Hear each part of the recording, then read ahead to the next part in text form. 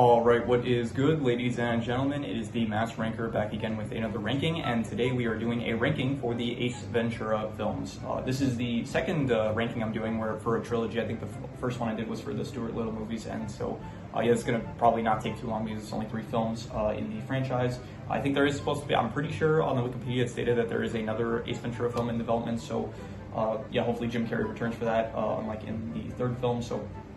But anyway, that's a bit of a spoiler, I guess, for where this is heading. So, yeah, let's just begin, starting off with the first Ace Ventura film, which I would probably say between B and A tier, and I'm going to be generous, and I will say that it is an A tier. I did enjoy it. I think on rewatch it was maybe slightly worse. I did still, though, find it funny. I think Jim Carrey, really, his performance is just very entertaining in these films, and he is definitely the draw of, like, what makes these films appealing, just his comedic performances, his line deliveries, his movements and stuff as the character. Ace Ventura as well, just as a character, is very entertaining.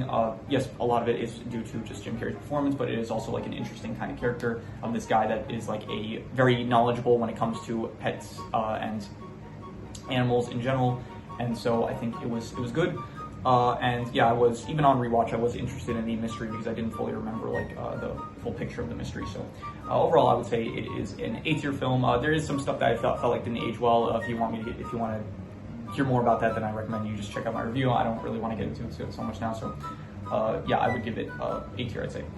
The second film, I think on rewatch, I think the first time I watched this, I maybe liked the first one better than the second one, but on rewatch, I do like the second one better than the first one. I do think that this one is probably my favorite in the franchise. I did find it very enjoyable, partially due to you have much nicer settings in this one. I think that was very much a plus, where you do have these jungle areas as well as these tribe areas and stuff that I did find more appealing compared to the first film, where it was a lot of buildings and stuff and nothing really too interesting that you haven't seen in other stuff. So this one has that nice appeal of the nature setting and stuff.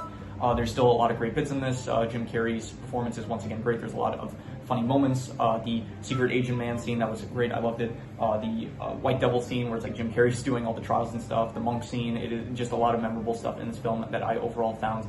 It was some of my favorite moments in the entire franchise. There was a lot of moments that I was laughing out loud, and overall, I do think that it is an A tier film. I don't think not an S tier film, but I do think that it is an A tier film. It was very much more enjoyable on rewatch. I don't really know why on rewatch I found it more enjoyable, but I did find it more enjoyable on rewatch. So definitely A tier film. I did like it slightly better, not even slightly, a decent amount better than the first film, I'd say. So. And then finally, the third Ace Ventura, I'm gonna have to give this F tier. This F tier is reserved for the films that I would give a 5 out of 10, not a 5 out of 10. I think D tier is maybe for the 5 out of 10 films.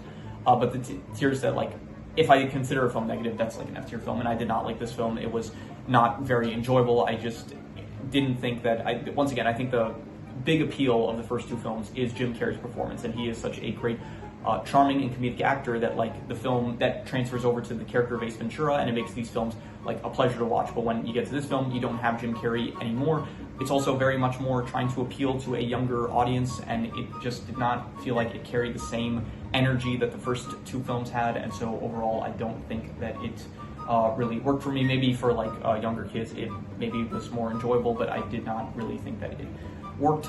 It had small instances of fan service with Rex Ventura as well as Ace Ventura Jr., where it's they did try to emulate some of the Ace Ventura energy, where it's they would quote him and stuff, but overall just the film as a whole, it just, the mystery, it was not that interesting. The characters definitely did not have as much of an appeal as the first 2 films, and yeah, the review right now should be released by now for my review for Ace Ventura 3, Ace Ventura Jr.